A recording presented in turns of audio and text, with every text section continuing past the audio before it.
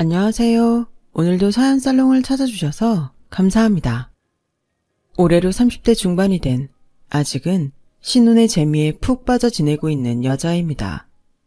앞선 아이를 말씀드렸듯이 아직 세상을 오래 살진 못했지만 저는 인생이 참 한치 앞을 볼 수 없다는 걸 여러 차례 경험했어요.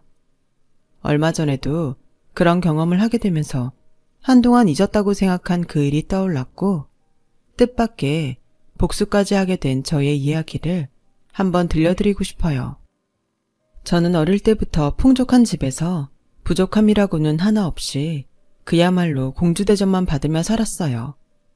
그렇다고 제가 위아래도 모르고 경우 없이 자란 건 아니었는데 저희 아빠가 워낙 가진 게 많으면 많을수록 인간성이 좋아야 한다는 지론을 갖고 계셔서 나름 가정교육은 혹독하게 받은 편이었어요.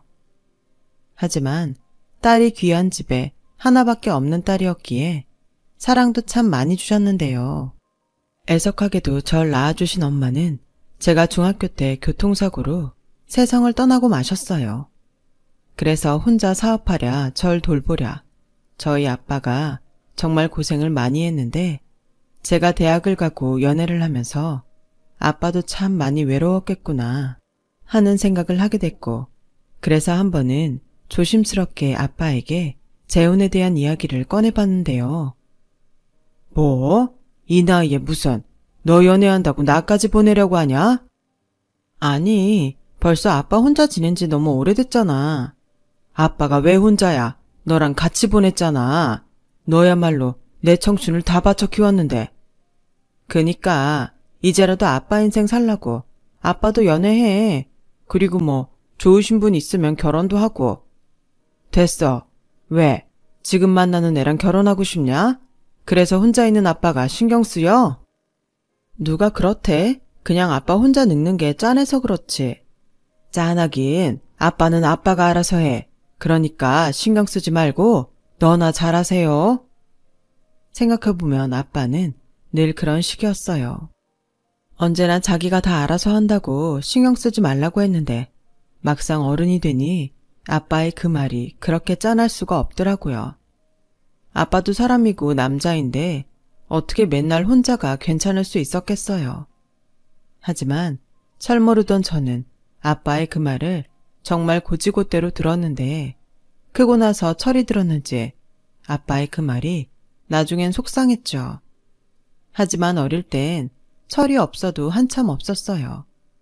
사춘기 시기에 엄마를 떠나보내야 했기에 마치 저 혼자만 세상이 끝난 듯 아빠 속상한 건 살피지 못했거든요.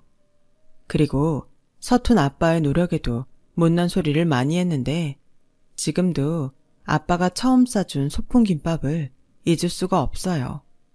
아마도 아빠가 태어나 처음으로 싸본 김밥일 텐데 속이 다 터져 엉망이 된 그 도시락이 저는 싫었어요. 그게 저에겐 더 이상 엄마가 없다는 걸 확인시켜주는 것 같았으니까요.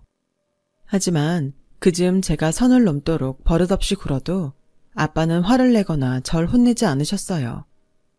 원래 성격이라면 몇 번이고 불호령이 떨어졌을 텐데 상황이 상황인지라 아마도 아빠는 자기가 저에게 화를 내면 제가 엇나갈 거라고 생각한 듯 했었죠. 그리고 그 뒤에도 아빠는 제가 말하는 건 모두 들어주시려고 했어요.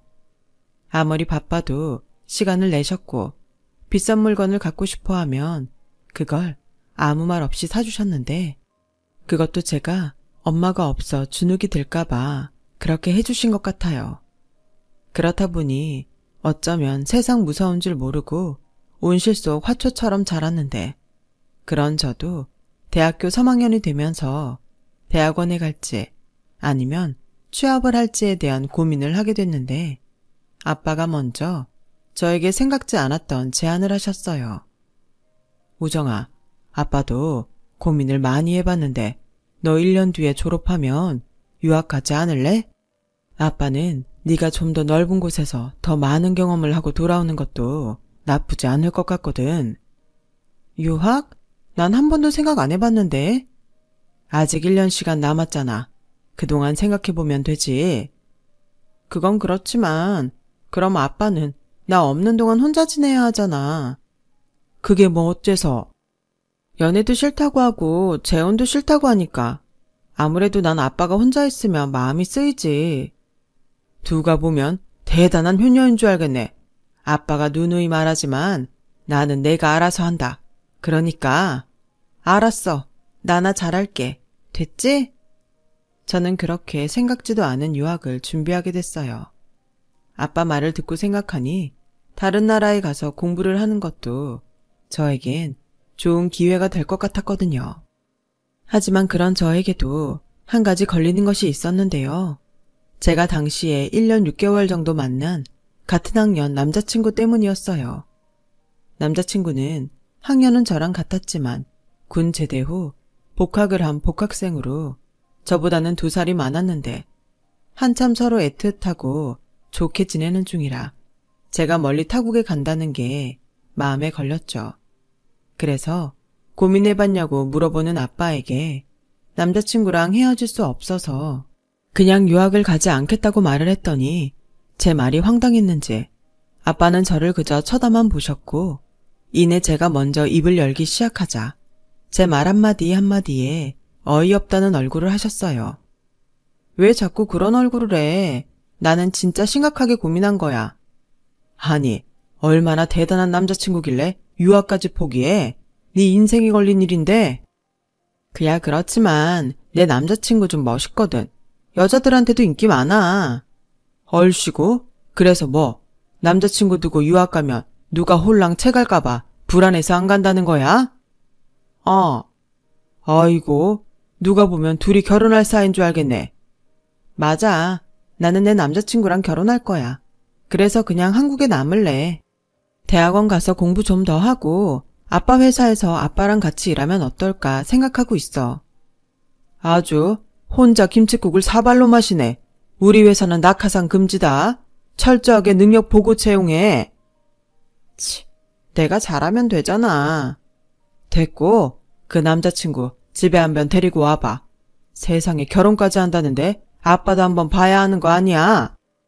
아빠는 마치 재미난 농담을 하는 것처럼 웃으시면서 말했어요. 하지만 저는 꽤 진지하고 심각했기에 그 주 금요일에 남자친구를 집에 데리고 왔는데요. 남자친구는 저희 아빠가 사업하는 줄은 알긴 했지만 집이 이렇게 크고 멋질 줄은 몰랐다며 연신 감탄하는 얼굴이었어요. 사실 남자친구가 저에게 마음을 고백했을 때 아주 작은 오해가 있었거든요.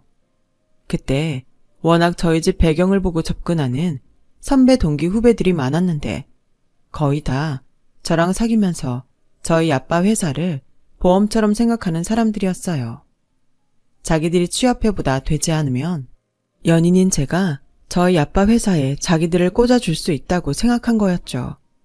하지만 지금의 남자친구는 뚜렷한 목표가 있는 사람이었고 IT 회사에 입사해 프로그램 개발을 하고 싶어 했는데 목적 없이 순수하게 저에게 다가온 유일한 사람이었어요.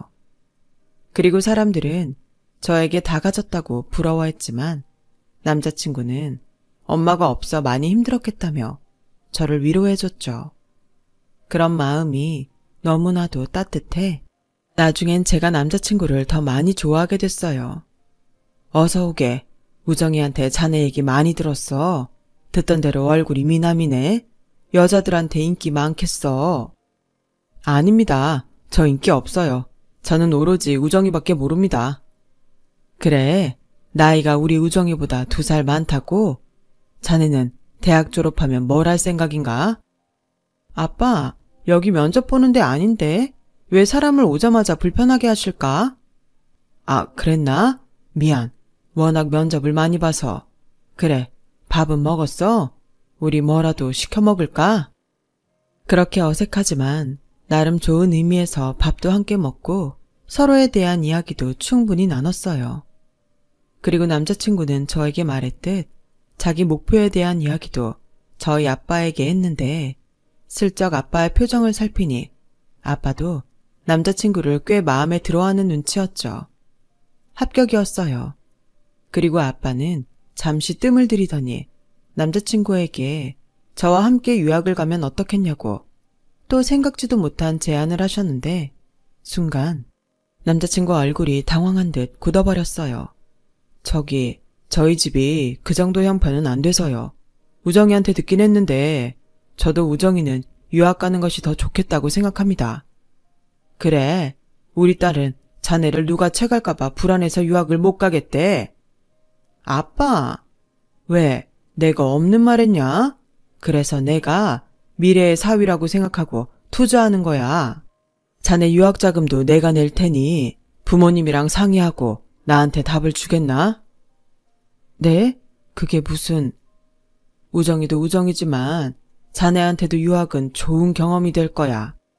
그쪽 분야는 스펙이 더 중요하잖아. 둘 다 한 3년에서 5년 정도는 공부하면 좋을 것 같은데. 물론 가기 전에 약혼 정도는 해야겠지? 자네가 나중에 마음 바뀌면 안 되니까. 아빠! 자, 오늘은 여기까지. 다음엔 더 깊은 대화를 나눠보세. 그렇게 아빠는 안방으로 들어가 버리셨어요. 그리고 아빠가 쏘아 올린 작은 공은 큰 파장을 일으켰는데 아직 둘 다 나이가 어리긴 했지만 남자친구의 집에서는 저희 아빠의 제안이 솔깃했는지 저를 한번 불러보시고는 바로 약혼을 하자고 하셨어요. 내가 우리 승우한테 들었는데 아빠가 혼자 힘들게 키웠다고? 남자 혼자 여자아이 키우는 게 보통 힘든 게 아니었을 텐데 아빠 정말 대단하시다.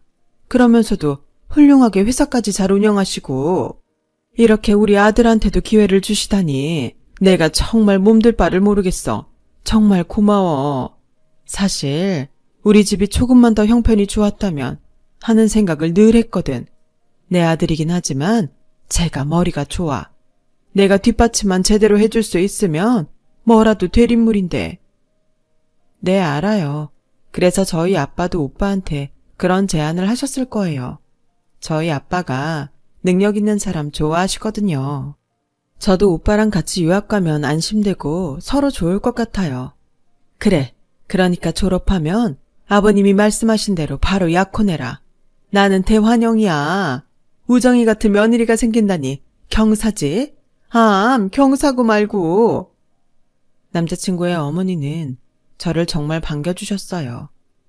남자친구의 집은 남자친구가 군대에 있을 때 아버님이 돌아가셨고 실질적인 수입이 뚝 끊겼는데 돌아가신 아버님 앞으로 많은 빚도 있어서 살던 집을 팔고 월세 생활을 하고 있었어요. 평생 전업주부로만 살았던 남자친구의 어머니는 그제야 식당 일과 청소 등의 일을 하며 돈을 벌기 시작했다고 하는데 안 하던 일을 하다 보니 아프지 않은 곳이 없다고 했어요. 그래서인지 남자친구는 그런 자기 어머니에 대한 걱정이 많았죠. 엄마, 나 유학 가면 너무 무리하지 말고 쉬엄쉬엄 해. 그리고 내가 돌아오면 우리 엄마 꼭 호강시켜 줄 테니까 조금만 참아.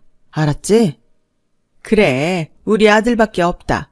그리고 우정아, 이제부터는 나를 네 엄마라고 생각해라. 네가 그동안 받지 못한 엄마의 사랑, 그거 내가 너한테 전부 줄게. 우리 잘 지내보자. 저는 엄마의 사랑을 주시겠다는 남자친구 어머니 말에 이루 말할 수 없는 감동을 받았어요. 그리고 그 뒤 정말로 저를 많이 예뻐해 주셨는데 거짓말 조금 보태서 하늘에 계신 저희 엄마가 다시 돌아온 착각을 할 정도였어요. 맛있는 음식은 물론이고 계절이 바뀌면 오다가 너무 예뻐서 샀다며 제게 옷이며 액세서리 같은 선물을 주시곤 했는데 이런 분이라면 저도 친엄마처럼 믿고 따를 수 있다고 생각하게 되었죠. 그렇게 대학 졸업반이 되었어요. 저와 남자친구는 대학을 졸업하면 바로 유학길에 오를 생각이었는데 사람 일이 한치 앞을 볼 수 없다고 하루아침에 청천벽력 같은 일을 당하게 됐어요. 바로 저희 아빠가 쓰러졌다는 소식을 듣게 된 거죠. 저는 너무 놀라 아빠가 있다는 병원으로 달려갔고 내내 아무 문제 없다고만 생각했던 아빠의 사업이 기술 유출을 당하면서 투자와 유통이 막히는 위기에 놓였다는 걸 알게 되었어요. 알고 보니 회사는 꽤 오랫동안 자금난을 겪으며 위기였더라고요. 하지만 아빠는 저에게 아무런 내색도 하지 않았는데 병원에 달려온 저를 보고도 자기는 괜찮다고 아빠가 다 알아서 할 수 있으니 걱정하지 말라는 소리를 하는데 눈물이 왈칵 쏟아졌어요. 아빠가 저렇게 쓰러질 만큼 힘들었는데 남자친구랑 약혼하고 유학 갈 생각에 부풀어 있었다니 저는 제가 용서가 되지 않았죠. 그래서 고민 끝에 남자친구에게 전화를 걸었고 나오지 않는 말을 애써 쥐어짰는데요. 남자친구의 반응은 저를 더욱 당황하게 했어요. 저기 있잖아. 아무래도 우리 유학은 다음으로 미뤄야 할 것 같아. 우리 아빠가 쓰러지셨어. 뭐? 왜? 어디 아프셔? 아니, 회사가 좀 어렵나 봐. 이런 판국에 유학은 무리일 것 같아. 뭐야? 그럼 미루는 게 아니라 취소하자는 거야? 회사가 그만큼 어려워? 나도 잘 모르겠어. 근데 아빠가 내색을 안 했을 뿐이지 꽤 오래전부터 힘들었나 봐. 난 그것도 모르고. 정말? 아니 너는 딸이면서 여태 그런 것도 몰랐어? 그래서 아버님이 직접 유학 가지 말래? 그건 아닌데. 그럼 괜찮은 거 아니야? 원래 회사는 회사고 사장은 사장이잖아. 아버님 재산 있으면 괜찮은 거 아닌가? 뭐? 저는 순간 남자친구가 다른 사람인 줄 알았어요. 여태 만나면서 저런 식의 이야기를 들어본 적이 없었거든요. 게다가 저희 아빠가 쓰러졌다고 했는데 괜찮으시냐는 말도 없으니 내가 사람을 잘못 봤나 싶은 생각도 들었어요. 하지만 사람이 힘들면 기대고 싶잖아요. 저는 남자친구와 그의 어머니에게 그러고 싶었던 것 같아요. 그래서 그들이 예전 같지 않다는 걸 어렴풋이 느끼면서도 애써 인정하지 않으려고 했는데 한 달 정도 계속 저희 아빠 회사가 괜찮은지만 물어보던 남자친구는 급기야 술을 잔뜩 먹고서 저에게 하지 말아야 할 말을 쏟아내더군요. 아니, 기껏 가만히 있는 사람 유학 가라고 바람 다 집어넣고 이제 와서 이러면 나는 어떡해. 내 친구들은 전부 이미 취업이 결정됐는데 나는 너만 믿다가 이게 뭐냐? 유학도 못 가고 취업도 못 하고 니네 아버지는 왜 하필 이걸 지금 터뜨려? 설마 일부러 그런 거 아니야? 자기야, 자기 지금 너무 취한 것 같은데 지금 실수하는 건 알고 있니? 실수? 웃기고 있네. 남의 인생 망쳐놓고 지금 나더러 실수라고 했냐? 나 이미 동네방네 유학 간다고 다 말했어. 우리 엄마도 자기 아는 사람들한테 죄다 그렇게 말했는데 우리 이제 쪽팔려서 어떻게 사냐? 너 어떻게 보상할래? 저는 남자친구에게 보상이라는 말을 듣고 정신이 번쩍 났어요. 아무리 제정신이 아니라고 하지만 서로 사랑한 사이에 그 선은 넘지 말아야 한다고 생각했죠. 그래서 일단은 전화를 끊자고 했어요. 하지만 다음날 맑은 정신으로 다시 얘기하자고 했는데 남자친구는 제 연락을 피하고는 그 뒤로는 연락이 되지 않았고 학교에서 도통 볼 수가 없었는데 이미 누가 퍼뜨렸는지 학교에서도 저희 아빠 사업이 망했다는 말이 돌면서 저는 힘든 시간을 보내야 했어요. 그리고 계속해서 저를 피하는 남자친구에게도 서운한 마음이 커져 무작정 남자친구 집에 찾아갔는데 마침 그날이 쉬는 날이셨는지 장을 보고 들어오시는 그의 어머니와 집 앞에서 마주치게 됐어요. 그런데요, 항상 저만 보면 그렇게 살갑게 다가오던 그의 어머니는 그날은 무척이나 경계하는 듯 저를 보고 주춤하셨고 예전과는 사뭇 다른 얼굴로 급기야 저에게 화를 내기 시작하셨는데요. 그 말들이 얼마나 충격적이고 서러웠는지 몰라요. 어머, 네가 여긴 웬일이냐? 남의 금쪽 같은 아들 신세 망쳐놓더니 무슨 낯짝으로 여길 와? 어머니, 여기에 그런 사람이 있니? 너 때문에 우리 아들이 얼마나 속상했는지 알기나 해? 없는 사람 약 올리는 것도 아니고. 약 올리다뇨. 어느 누가 약 올리려고 일부러 쓰러져요. 승우 오빠는요. 요즘 도통 연락도 안 되고 학교에도 오지 않는데 무슨 일 있어요? 네가 무슨 냠치로 내 아들을 찾아? 우리 승우, 너 때문에. 아니지, 네 아버지 때문에 알아 누웠다. 이제 어쩔 거야? 저희 아버지가 어떻길래요. 저희 아빠는 그저 사업 열심히 하신 죄밖에 없으세요. 그리고 어머니도 예전에는 저한테 안 그러셨는데 지금 저희 아빠 회사 어렵다고 이러시는 거예요. 어쩌면 사람들이 한순간에 태도를 바꿀 수가 있어요. 그때였어요. 제 얼굴에 무언가 흩뿌려졌고 저는 곧 그게 소금이라는 걸 알게 됐는데요. 그 짜고 따가운 소금을 뿌리면서 그의 어머니는 금방이라도 폭발할 것 같은 얼굴이셨어요. 뭐야? 뚫린 입이라고? 아주 지 분수도 모르고 떠드는구나. 그럼 우리 모자가 지금 이 판국에 너한테 다정하게 그래 그렇구나 하겠니? 너도 참 이기적이구나. 너는 우리 승우한테 안 미안하니? 아니지. 애당초 망할 사업이나 하면서 니네 아버지는 왜 똑똑한 내 아들을 꼬드겨서 이 사태를 만들어? 내 아들이 연락이 안 된다고? 그럼 눈치껏 알아야지. 저렇게 눈치가 없으니 지네 아버지 사업 망하는 줄도 몰랐던 거지. 나랑 승호는 너랑 니네 집에 손절하기로 했다.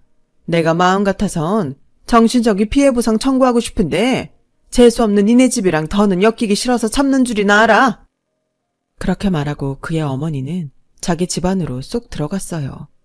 그리고 그제야 사태 파악이 끝난 저는 눈물이 나기 시작했는데 적어도 거기서 울고 싶진 않아 입술을 꾹 깨물며 참았죠. 저는 그렇게 어이없게 남자친구와 헤어졌어요. 아니, 파혼이라는 말이 더 맞겠네요. 그렇게 평생 서로 함께 행복하자고 약속했던 남자친구였는데 그 약속이 모두 거짓이었다는 걸 저는 그제야 알게 된 거예요.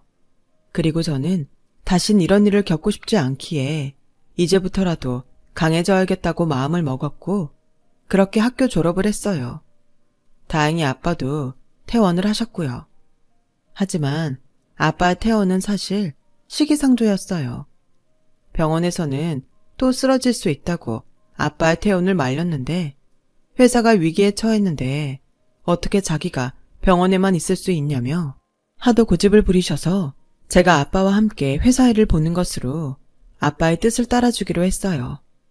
그리고 본격적으로 아빠의 회사 일을 맡아서 하게 된 저는 그간 이 많은 것들을 아빠 혼자 했다는 것에 놀라지 않을 수가 없었고 아빠는 어떻게든 회사 부도를 막아야 한다며 불철주야 뛰기 시작하셨는데 지금 생각해도 그때가 제 인생에서 가장 막막했던 때가 아니었나 싶어요. 그렇게 1년 가까이 끝이 보이지 않는 막막한 생활을 하고 있던 중 대학 동기 친구로부터 이젠 저에게 상처만 남겨준 남자친구의 소식을 듣게 되었는데 그 소식도 참 기가 막히더군요. 우정아, 너 그 소식 들었어? 네 전 남자친구 어떤 부잣집 딸이랑 결혼하고 유학 간다고 하더라. 그래? 그렇게 유학에 목을 매더니 결국 가는구나. 어떻게 용케 부잣집 딸을 꼬셨어? 그러니까 아니라고 호박씨 깔 때는 언제고 그렇게 집안 따지고 조건을 따졌단다. 그거 봐. 내가 그 새끼 네 조건 보고 접근한 거라고 했지? 오히려 대놓고 네 조건 좋다고 말하는 놈들보다 그런 놈들이 더 음흉하고 악질이야. 그러니까 너 오히려 이건 잘된 일이다. 그런 놈이랑 진짜 결혼이라도 했어봐. 친구는 저에게 계속 헤어진 남자친구는 쓰레기라며 헤어진 것이 천만다행이라는 말을 이어갔고 저는 친구의 의도는 충분히 알았지만 그들에게 주었던 제 마음이 생각나서 그저 씁쓸하기만 했는데요. 원래 진짜 사랑은 그 사람이 힘들 때 옆에 있어주고 그 손을 잡아주는 거라고 하잖아요. 하지만 그들은 제가 내민 손을 오히려 뿌리친 꼴이었고 저희 아빠는 자기 때문에 모든 것이 망가졌다는 것에 그 밝았던 특유의 유머 감각도 잊어버리셨는데 그저 그런 놈을 알아보지 못한 제가 한심스럽게만 느껴졌죠. 그렇게 2년의 시간이 더 흘렀어요. 아빠 회사에서는 아는 사장님의 소개로 저와 비슷한 또래의 남자 직원이 들어오게 되었고 그 직원 능력이 좋다고 하더니 혼자서 일당백력화를 하는데 워낙 일을 잘하고 또 열심히 하니 아빠도 그렇고 저도 그 직원이 참 고마웠어요. 그래서 함께 일하며 조금씩 가까워지기 시작했는데 그러면서 얼마 남지 않은 직원들과 회사 분위기는 정말 화기애애했어요. 그리고 본래 그런 좋은 에너지가 결국엔 좋은 결과를 가져온다고 아빠의 회사는 안정을 찾아가기 시작했는데 결정적으로 시골에 계시던 할머니가 오랜 고민 끝에 선산을 팔고 그 돈을 아빠 회사에 지원해 주시면서 새로운 터닝포인트를 맞이하게 됐어요. 그렇게 다시금 활력을 되찾은 아빠의 회사는 그 저력을 업계에 인정받기 시작했고 아빠에게 도움을 주겠다며 나서는 회사들이 하나 둘 생기기 시작했는데요. 원래 저력 있는 회사는 위기에 강한 법입니다. 저는 최 사장님 정말 존경해요. 저희 회사가 투자와 유통 도와드리겠습니다. 우리도 할 수 있는 모든 도움을 드릴게요. 사실 진작부터 그러고 싶었는데 저희 회사가 워낙 작아서 이제야 이런 말씀을 드리게 됐네요. 오히려 버텨주셔서 제가 감사합니다. 맞아요. 특히 저희 회사는 사장님한테 많은 도움을 받았는데도 정말 면목이 없습니다. 뭐든 지원하겠습니다. 모두들 정말 감사합니다. 이 은혜 잊지 않을게요. 그리고 우리 딸이랑 이번에 새로 들어온 정시훈 사원인데 이 친구들 많이 가르쳐 주세요. 앞으로 저 다음으로 우리 회사를 맡아줄 인재입니다. 그렇게 아빠와 회사는 조금씩 원래의 자리를 찾아갔어요. 그리고 저도 회사 일을 하다 보니 흐름이라는 걸 읽게 됐는데 그야말로 그 시기부터 저희 회사는 좋은 흐름을 타기 시작했죠. 그리고 원래부터 아빠와 함께 회사를 키우고 싶다는 꿈이 있던 저에겐 그 모든 시간이 꿈을 꾸는 것 같았는데요. 한번 위기를 넘긴 회사가 다시 성장하는 모습을 본다는 게 이렇게까지 보람되고 희열을 느낄 수 있다는 걸 저는 그때 알게 됐어요. 그리고 자식처럼 키운 아빠의 회사를 더욱 잘 성장시키고 싶다는 목표를 갖게 됐는데요. 그러면서 자연스럽게 아빠가 믿고 신용하던 정시훈 사원과 뜻을 모으게 됐고 저희들은 공과 사를 나누며 3년에 걸쳐 동료에서 친구로, 친구에서 연인이 되었어요. 그리고 지금의 저희 남편이 되었죠. 저희 남편은요, 사실 이미 저희 아빠의 회사에 오기 전에 대기업에 스카우트 제안을 받았다고 했어요. 그래서 소개해 주신 지인의 입장이 있어 그냥 저희 아빠에게 인사만 드리려고 했다는데 막상 회사에 와보니 자기 손으로 일으키고 싶다는 충동을 느꼈다고 하더라고요. 그리고 지금도 생생하게 기억하는 것이 있는데 제가 지금의 시댁을 처음 가게 된 날 그의 어머니가 저를 꼭 안아주며 당신 남편도 사업을 하던 사람이었다고 그러니 저희 아빠는 분명 다시 재기할 수 있다고 믿음을 주셨는데 그 말이 신기하게도 꼭 이루어질 것 같은 예감이 들었던 기억이 나요. 누구처럼 자신의 사리사욕을 채우기 위한 가식적인 말이 아니라는 걸 저는 단번에 알 수 있었죠. 아마도 이렇게 한 가족이 될 운명이라 더 그랬던 것 같아요. 그렇듯 저희 시어머니는 말씀에도 무게가 있고 이해심도 바다와 같은 좋으신 분이라 결혼 허락까지 무사히 받을 수 있었고 그렇게 사내 연애 5년 만에 저는 남편과 결혼식을 올리게 됐어요. 그리고 저희 결혼에 가장 기뻐하던 사람은 당연 저희 아빠셨는데 그렇게 일중독에 빠져 사시더니 제가 결혼하고 나자 이젠 자기도 남은 시간을 여유롭게 보내고 싶다며 대표직을 내놓으시겠다고 하셨어요.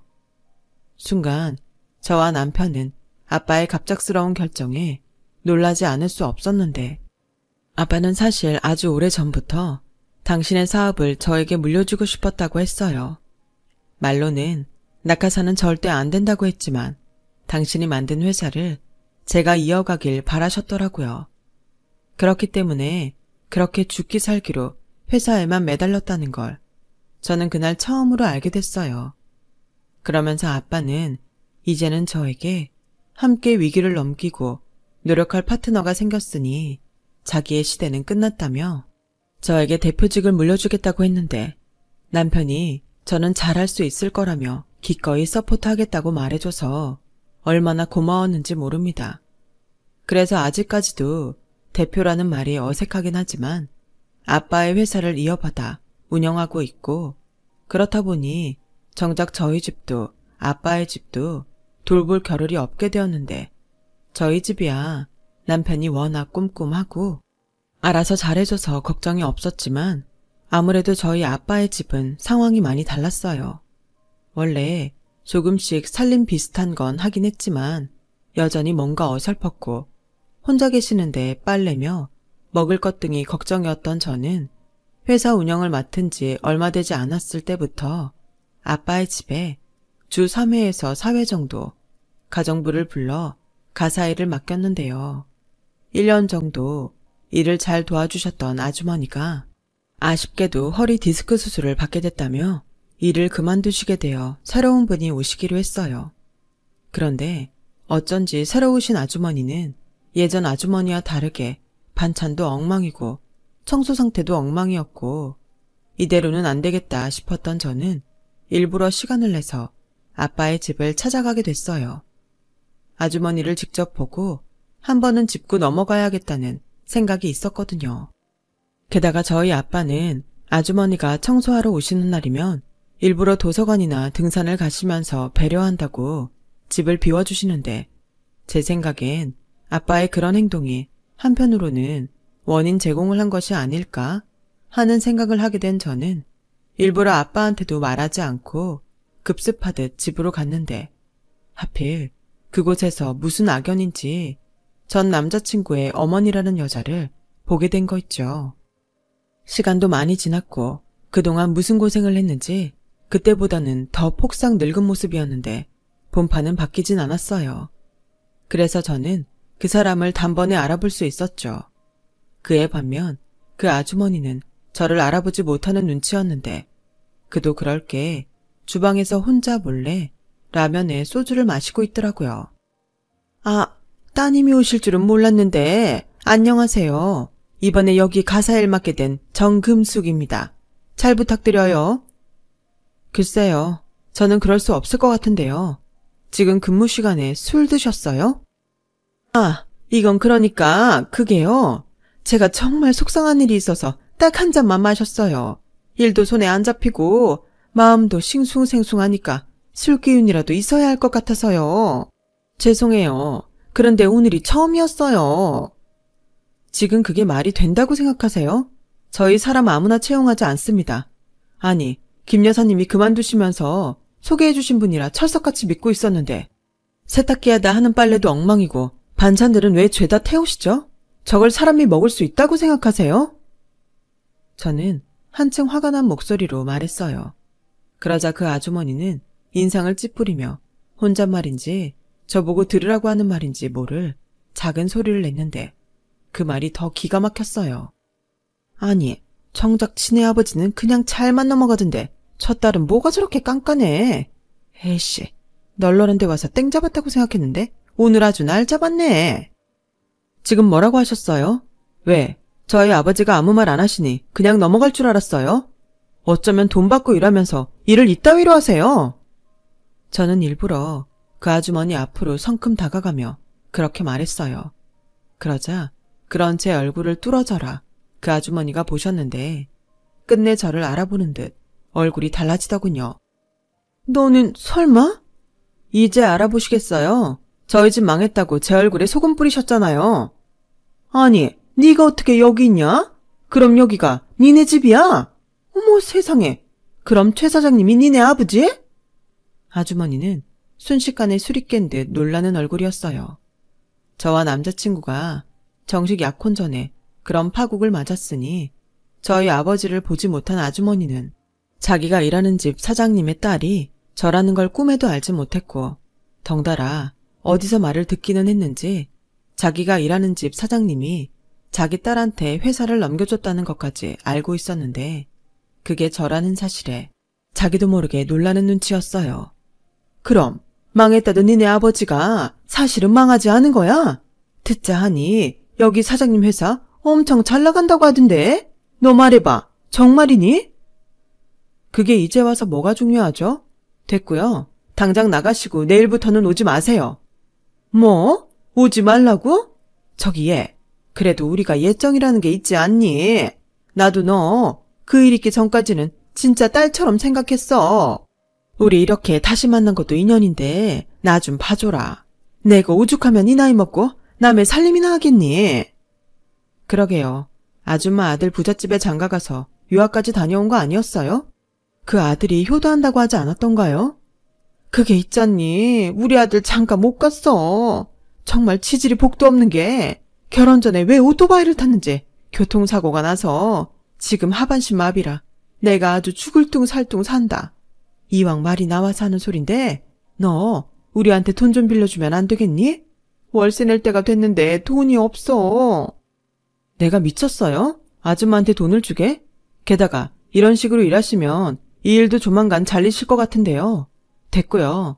그건 아줌마 사정이고 좌우당간 내일부터는 나오지 마세요. 뭐야? 네가 지금 좀 잘 산다고 내 앞에서 갑질하는 거냐?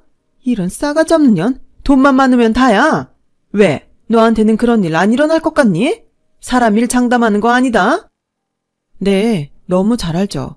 그런데 누구처럼 사람 힘들 때 소금 뿌리고 살진 않아요. 이것도 다 아줌마랑 그 아들 업보 아니겠어요? 뭐야? 그때였어요. 또 자기 성깔 못 이기는 아주머니의 손이 제 얼굴 위로 치켜 올라갔죠. 하지만 제 손엔 이미 아주머니가 안주 삼아 끓여놓은 라면이 들려 있었고 그 냄비채로 그대로 아줌마 면상에 뿌렸는데 뜨겁지는 않았지만 라면을 뒤집어 쓴 아줌마는 라면 국물과 면발로 엉망이 된 얼굴로 치욕스러웠는지 한껏 소리를 지르고 그대로 저희 아빠 집을 나갔어요. 그 후 저는 그 아줌마를 소개한 여사님께 전화해 그 아줌마가 하고 간 짓을 말했고 여사님은 정말 죄송하다고 하시더라고요. 몸 잘 추스리시라 하고 그 아줌마는 당장 해고하겠다고 했죠. 다시 만나게 된 그 아줌마 인생도 참 답이 없다는 생각이 들더라고요. 아무튼 그 일이 있고부터는 그 모자에 대한 소식은 알지 못하는데 영원히 알지 못했으면 하는 바람이 있습니다. 물론 사람 일 한 채 앞을 볼 수 없지만 그냥 저들과는 인연 딱 거기까지길 바랄 뿐이에요. 그리고 그들도 세상 일 어떻게 될지 모른다는 걸 그때의 일로 부디 깨달았으면 좋겠는데 그게 과연 될지는 잘 모르겠네요. 아직 많은 세월을 산 건 아니지만 인생이란 게 뿌린 대로 걷는 것이 맞는 것 같아요. 열심히 살면 노력한 보람이 있고 자기 욕심에 양심을 버리면 결국 어떤 시기든 벌을 받게 되잖아요. 그래서 저는 앞으로 남은 저의 인생을 바르고 정직하게 또 가능하면 좋은 것들을 나눌 수 있는 사람이 되려고 합니다. 그러면 그 복이 결국 돌아서 저에게 또 다른 행복으로 돌아오겠죠. 지금까지 저의 이야기 들어주셔서 고맙습니다. 모두가 상처받지 않고 행복하게 살았으면 좋겠어요. 항상 건강하시고 좋은 일만 가득하길 바라겠습니다. 여러분, 사연 댓글에 응원과 현명한 조언 부탁드려요. 좋아요와 구독은 저에게 큰 힘이 됩니다. 오늘도 좋은 일 가득하세요.